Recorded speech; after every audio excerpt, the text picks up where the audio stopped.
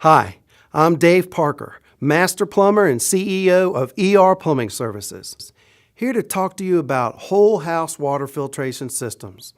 A lot of people ask me if they really need to invest in water filtration systems. And if so, why a whole house system? Doesn't the government monitor water quality? And isn't a fridge water filter enough?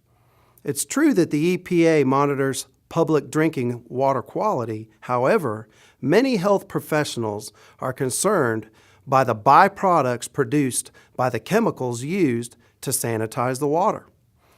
Health experts advise we go even further in the purification process by using water filtration systems to take these byproducts out of the water before using it.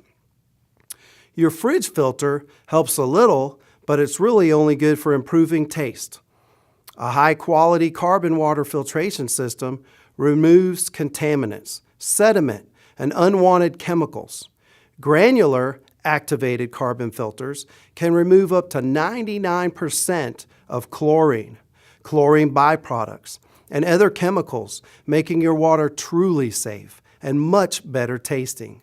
Most people don't realize that you absorb chemicals through your skin, which is why it is optimal to invest in a whole house system.